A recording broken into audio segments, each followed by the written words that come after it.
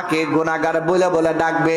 যতদিন জীবিত থাকবো ততদিন আমারে লজ্জা দিবে, ততদিন আমাকে হো করবে, ততদিন আমারে টিটকারি দিবে। ও দয়ার আল্লাহ, তোমার কুদরতে পায়ে ধরে আল্লাহ জিন্দেগিতে যা করছি ওই গুনার উপর লজ্জিত হইলাম, গুনাহগুলা ছেড়ে দিলাম, অঙ্গীকার করলাম আর কোনোদিন গুনাহ করব না। এমনি করে যখন ওই আল্লাহর নাফরমান চোখ দিয়া পানি বের হয়ে চোখের কোণায় চলে আসছে, চোখ দিয়া নাফরমানের তওবার পানিটা চোখের কোণায় আসতে দেরি হয়, আল্লাহর রহমতের বৃষ্টি শুরু হইতে দেরি করে না।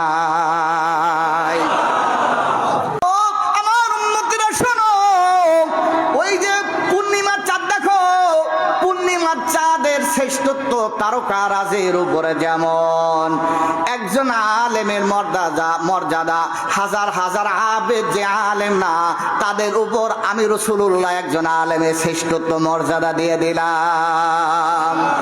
এই জন্য আল্লাহর বান্দারা আলেমের মর্যাদা, হাফিজে কোরআনের মর্যাদা কেন এত বেশি? আল্লাহর বান্দা আপনি হজ করেছেন, হাজী সাহেব, দেখা গেছে বালেগ হওয়ার পরে 20 বছর নামাজ পড়েন নাই, বালেগ হওয়ার পরও 30 বছর নামাজ পড়েন নাই, শেষ বয়সে এসে হজে গিয়া দাড়ি রাইখা রুমাল পইরা নামাজ আদায় করেন। কিন্তু একজন হাফিজে কোরআন যে হয়, নাবালেগ থাকা অবস্থায় তার 5 ওয়াক্ত নামাজ কাজা যায় না, নাবালেগ থাকা অবস্থায় তার রোজা কাজা যায় না। একজন হাফেজে কোরআন হাফেজ হওয়া পর্যন্ত কোটি কোটি বার আমার আল্লাহর কথা, আমার আল্লাহর কালাম সে পড়ছে, কোটি কোটি বার আমার আল্লাহর সাথে সে কথা বলছে। তুমি আল্লাহর বান্দা ঘুমাইছো, রাত্র 2টায় ঘুমাইয়া 10টায় উঠছো দিনের বেলা। আর একজন হাফিজ কোরআন দামি হয় কেন? সে ভোর 3টার সময় উঠা তাহাজ্জুদের নামাজে দাঁড়ায়া, নাবালেগ এখনো বালেগ হয় নাই, যার উপর এখনো ফরজ নামাজ ফরজ হয় নাই, এরকম কচি কচি মাসুম বাচ্চা আপনাদের এই যে জামিয়াতুল উলুমা আল ইসলামিয়া মাদ্রাসাতুল আবরারের সন্তানেরা, ওরা তাহাজ্জুদের নামাজে উঠা সাজদায় গিয়া মালিকরে ডাক দেয়। কচি মাসুম বাচ্চাদের ডাক যেরকম মা আর বাবার অন্তর ছিদ্র করে দেয়, আল্লাহ কয় আমার মাসুম বাচ্চারা যখন আমারে ডাক দেয়, আমি আল্লাহ ওদের ডাকে সাড়া দিয়া ওদের ভবিষ্যৎ জিন্দেগির গুনাহ আমি আল্লাহ মাফ করে দে। ওদের দাম এত কেন? ওরে আল্লাহর বান্দা বন্ধু, তুমি 5 ওয়াক্ত নামাজ ঠিক মতো পড়তে পারো না, কিন্তু ওর নাবালেগ অবস্থায় 5 ওয়াক্ত নামাজ ছাড়ে নাই।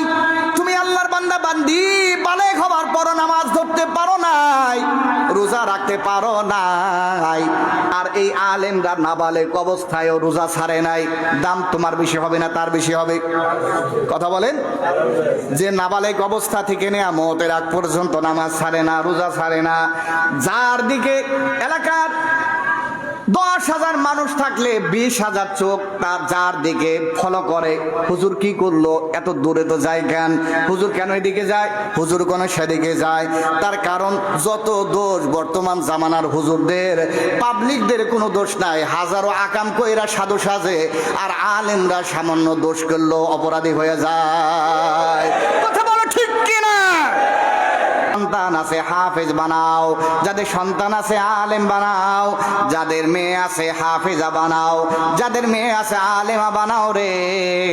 দেখবা দেখবা বুড়া হওয়ার পরও খিদমতের তোমার অভাব হবে না, ঠিক কিনা?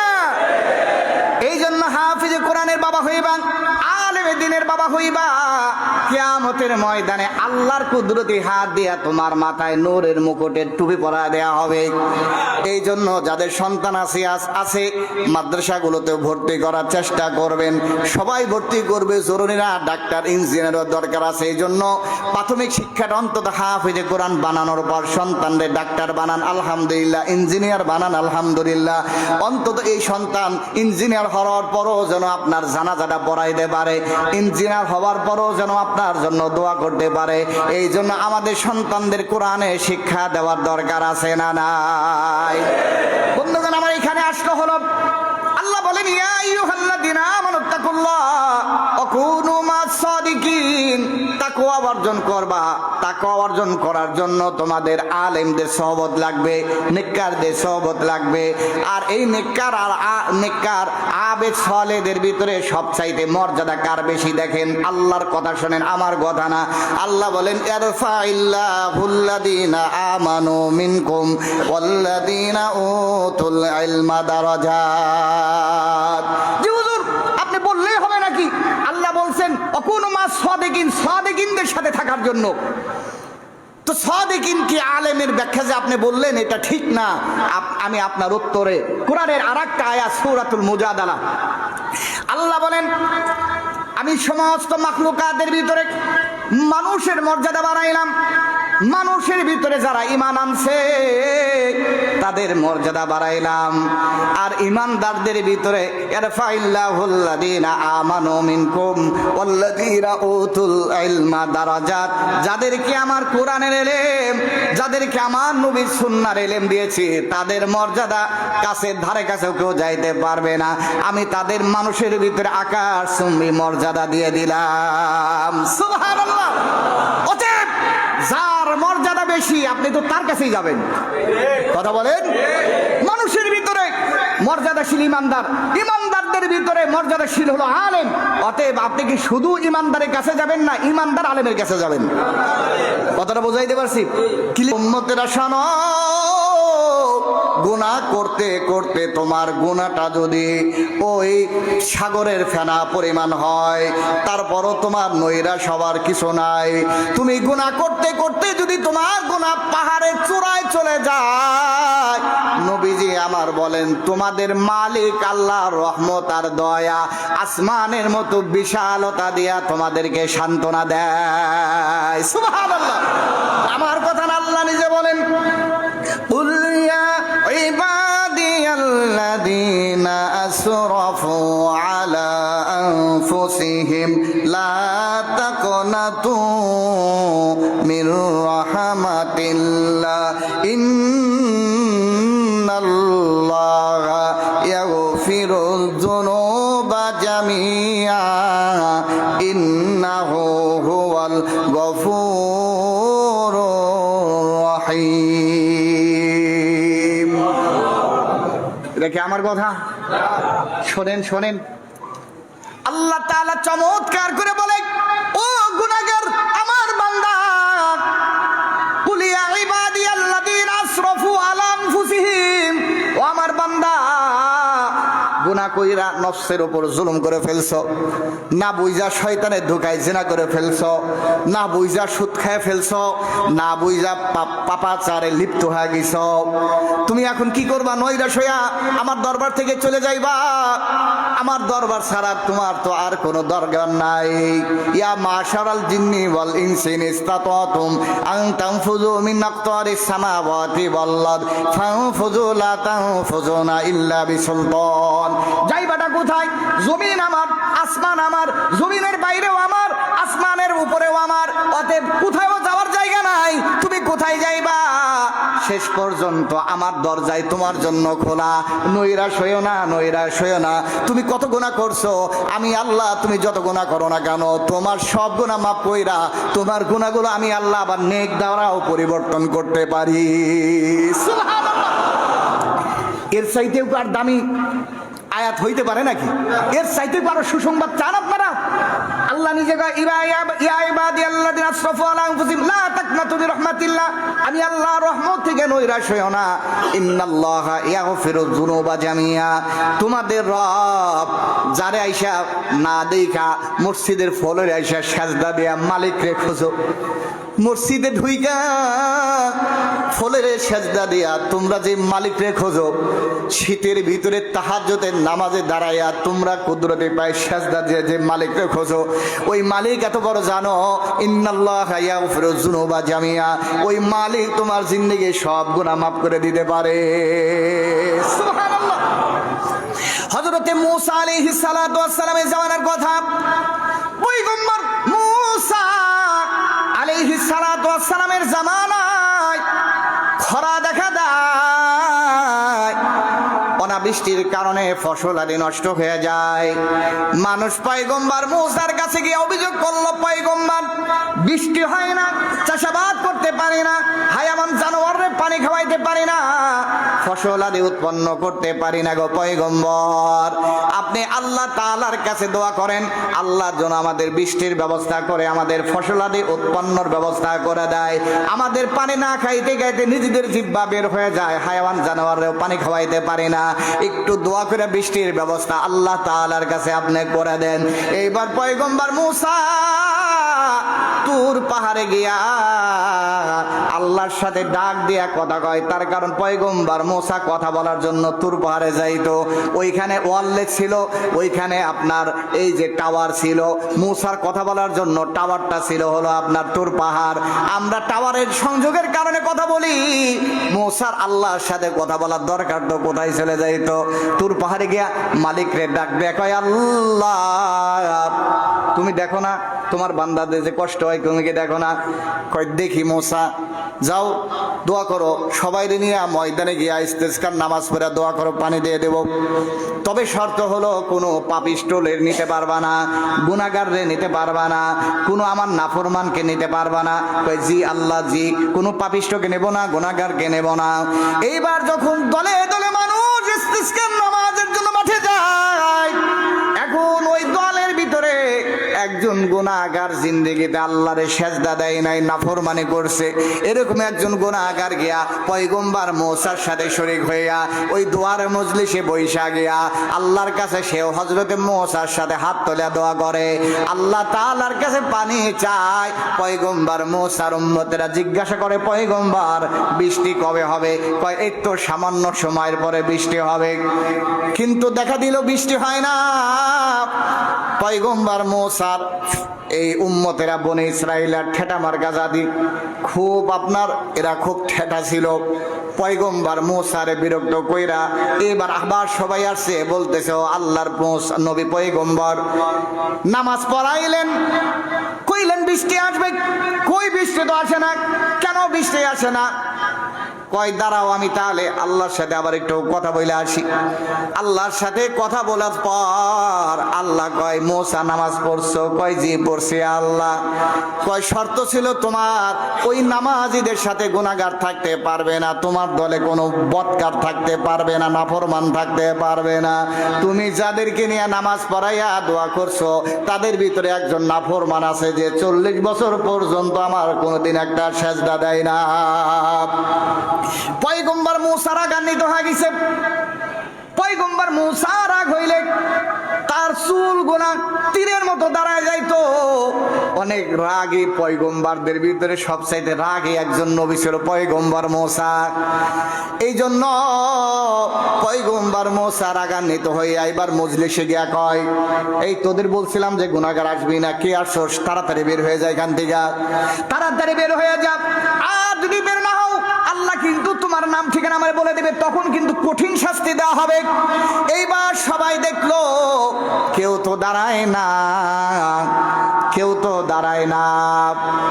কিন্তু এর ভিতরে আল্লাহ বলছে তাকে বের করে দেওয়ার পরে বৃষ্টি হবে, কিন্তু দেখা দিল কেউ দাঁড়ায় না। ওই গুনাহগার সে আল্লাহর কাছে এমন তওবা মনোযোগ দিয়ে আল্লাহর কাছে তওবা শুরু করে দেয়, বলতেছে আল্লাহ আমি তোমার গোলাম, তুমি আমার মনিব। গোলাম ভুল করতেই পারে, কর্মচারী ভুল করতেই পারে, অধীনস্থ ভুল করতেই পারে, সন্তান ভুল করতেই পারে, ছাত্র ভুল করতেই পারে। এই জন্য আমি তোমার গোলাম হওয়ার পর, বান্দা হওয়ার পর তুমি এত রাগান্বিত আমার উপর হয়ে গেল আল্লাহ। ও আল্লাহ, হাজার হাজার মানুষের ভিতরে আমারে লজ্জিত করিও না। আমি যদি এখন এই মুহূর্তে উঠে যাই, মানুষ মনে করবে আমার কারণে বৃষ্টি হয় নাই, মানুষ আমাকে গুনাহগার বলে বলে ডাকবে। যতদিন জীবিত থাকবো ততদিন আমারে লজ্জা দিবে, ততদিন আমাকে হো করবে, ততদিন আমারে টিটকারি দিবে। ও দয়ার আল্লাহ, তোমার কুদরতে পায়ে ধরে আল্লাহ জিন্দেগিতে যা করছি ওই গুনার উপর লজ্জিত হইলাম, গুনাহগুলা ছেড়ে দিলাম, অঙ্গীকার করলাম আর কোনোদিন গুনাহ করব না।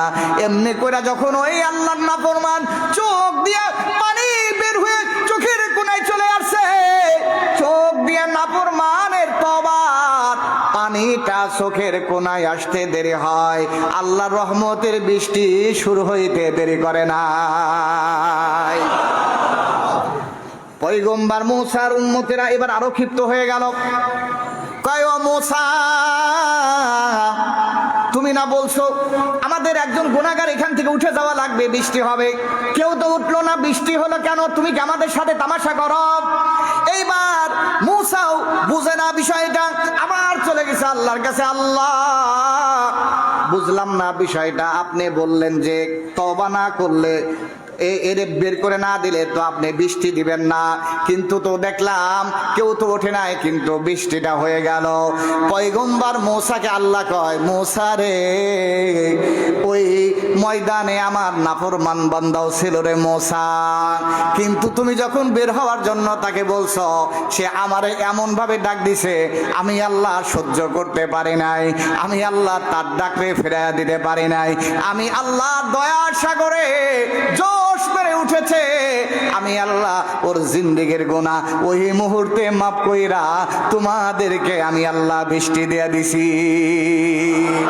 আতিনা ফি দারে দুনিয়া না হাসান, আতিনা ফি দারে ওকবানা হাসান, ইয়া গিয়াসাল মুস্তাগীসি নাদিনা লাব্বি খারাবিল উলুমি ওয়াল গিনা, হর গরিমে দেনে তু তৈয়ার হায়, जो ना मांगे उसे तो बेजारो हाय। জবানটা খুলে বলেন আল্লাহু আকবার। এই জন্য তওবার রাত, আজকে তওবার রাত, ইস্তেগফারের রাত, এই জন্য ঘটনাটা শোনাইলাম। তওবা করলে খুশি হয় কে? আল্লাহরে ডাকলে সাড়া দেয় কে? এই জন্য আল্লাহর বান্দা শোনেন, আল্লাহ কত চমৎকার করে বলেন, ইল্লা মান তাবা ওয়া আমানা ওয়া আমিলা আমালান সালিহা ফাউলাইকা ইউবাদদিলুল্লাহু সাইয়্যাতিহিম হাসানাত ওয়া কানাল্লাহু গফুরুর রহিমা। জবানটা খুলে বলেন আল্লাহু আকবার। আল্লাহর কথার এখন অনুবাদ শোনেন। আল্লাহ বলে ইল্লা মান তাবা। আগে অনেক গুনাহের কথা আলোচনা করা হলো, গুনাহের কথা আলোচনা কইরা এবার আল্লাহ কয় তবে ইল্লা মান তাবা। আল্লাহ আগে বলছে ইদাফ লাহুল আযাবু ইয়াউমাল কিয়ামা ওয়া ইয়াখলুদু ফীহি মুহানা। আগে কিছু গুনার কথা আলোচনা করে বলতেছে এই গুনাহগারদের শাস্তি আমি ডবল দেব। মাঝে মাঝে বাপ মা কয় না তোরে আজকে এমন শাস্তি দেব, তোরে শিক্ষা দেয়া দেব। এই গুনাহগারদের আলোচনা কইরা আল্লাহ রাগান্বিত হইয়া কয় বান্দারে ইদাফ লাহুল আযাবু ইয়াউমাল কিয়ামা, তোদের ডবল শাস্তি দেব, কিন্তু তোদেরকে কঠিন শাস্তি দেব, কিন্তু ওয়া ইয়াখলুদু ফীহি মুহানা, আর তোদেরকে চিরস্থায়ী জাহান্নামে রাখবো। এই কথাটা বলার পরে আবার আল্লাহ তার বান্দার কথা মনে আছে, রে আমার বান্দা তো দুর্বল, আমার বান্দার যদি আমি তাড়াইয়া দেই কোথায় যাবে? আমার বান্দা তো আমার দরবার ছাড়া কোনো দরবার নাই।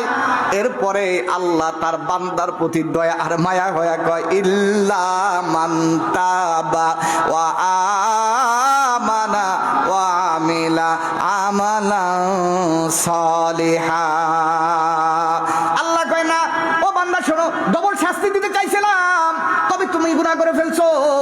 ওই যে গুনাহগুলা করছো, যদি তুমি তওবা করো রে বান্দা, তুমি যদি আমারে ডাক দাও মসজিদে আইসা কোনায় যাই নামাজটা বিছাইয়া তুমি সেজদা দিয়া যদি আমার একটা ডাক দিতে পারো, মসজিদে আসতে পারো নাই তাহাজ্জুদের সময় পানি দিয়া ওযু কইরা যাই নামাজ ঘরের কোনায় বিছাইয়া তুমি চোখের পানিটা ছেড়ে দেয়া সেজদায় গিয়ে যে আমার একটা যদি ডাক দিতে পারো, ইল্লা মান তাবা তুমি যদি তওবা করতে পারো, যে ভুল করছো ওই ভুলগুলোর উপর লজ্জিত হইবা, ওই ভুলগুলো ছেড়ে দেওয়ার নিয়ত করবা, সামনে ওই ভুল আর করা না করার অঙ্গীকার করবা।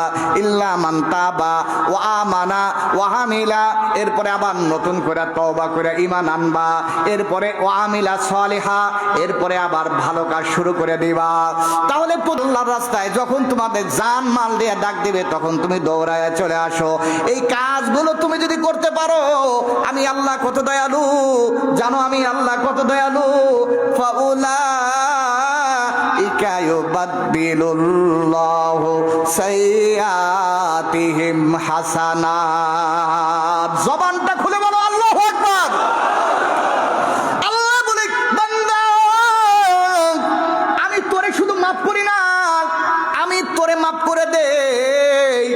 আল্লাহ তোর জিন্দেগির গুনাহ, 60 বছরের গুনাহ, 90 বছরের গুনাহ, 40 বছরের গুনাহ আমি আল্লাহ মাফ করে দেই। শুধু মাফ করি না, তোমার গুনাহগুলার জায়গায় আমি আল্লাহ গুনাহগুলারে তোমার নেক দ্বারা পরিবর্তন করে দিয়া আমি আল্লাহ তোরে জান্নাতি বানায়া দে।